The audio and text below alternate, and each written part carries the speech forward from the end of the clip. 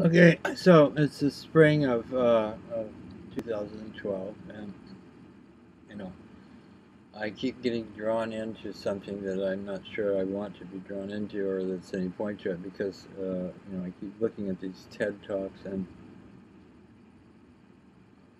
going to the bookstores, because there's a lot of interesting things that man is doing, and they're fun. But here's the thing, there's a big rising up of, as I may have mentioned before, of the whole, evolutionary atheist, situation. It seems to be getting quite, strong. And of course, the thing is that, the religious people kind of having a tough time with that. So I just wanted to try and do something here, make quick couple of remarks.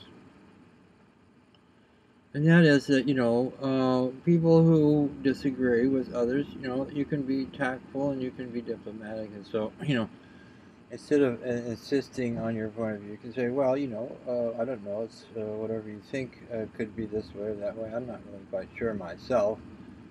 And, if somebody comes up with some really good evidence of something, they can present it. But there's a logical question. I mean, the question is, when you look at things logically, and you talk about absolutely nothing, I mean, nothing, absolute nothingness. That is to say, not time or anything. There's nothing. Okay, nothing. Right.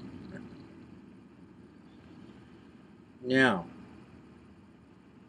then logically, either there's absolutely nothing, and out of nothing, only nothing can come.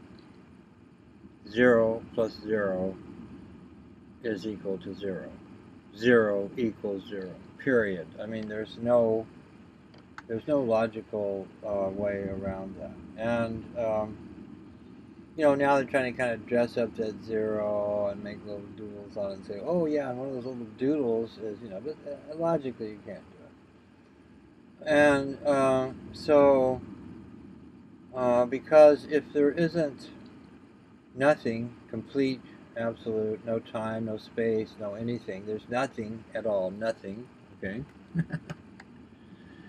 And then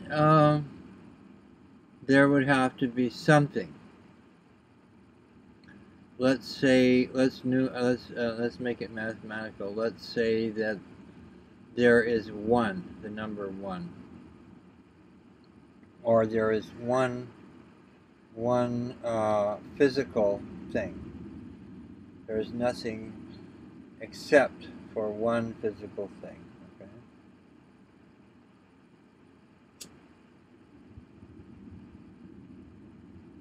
Now, the question is then, of course, speaking logically, mentally, okay, mentally. This is a mental process because these people are trying to, as I've said before, eat their dinner with a block of wood. They're trying to think about something that's limitless with their limited mind, and it can't be done, but, in the interest of addressing the issue just briefly, if there is then one thing, then the one thing has to have been created, because there is nothing that exists, that isn't created by something. Therefore,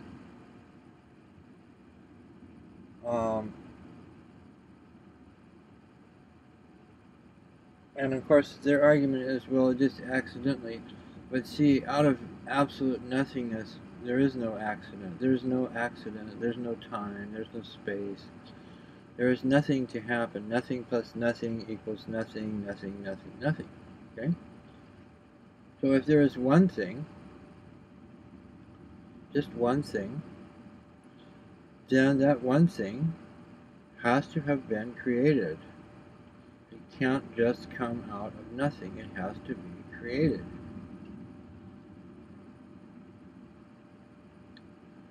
That's logical, and it has to have come from somewhere. The somewhere has to have been created.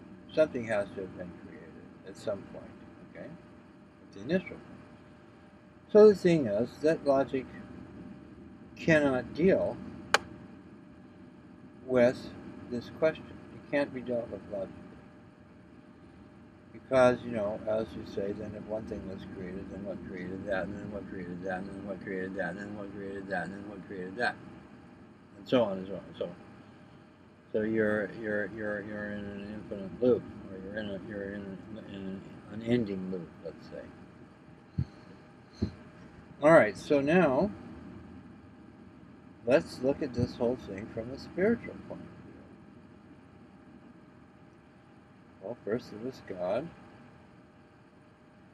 and then God created everything. And when God creates something, the nature of God is that when He wills for something to be, it is. And, you can't think about it with your mind. You can't do it. So this suggests,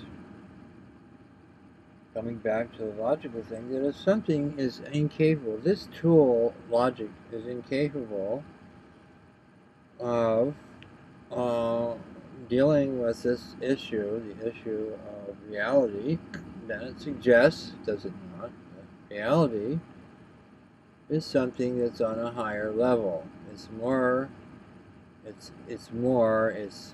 advanced, it's more real, it's more, because of course we know that things do exist, don't we?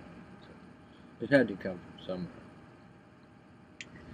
So, therefore, it's like, then the thing would be to say that, okay, logic is then a subordinate or not the greatest power, because in the spiritual realm, you can certainly easily go there.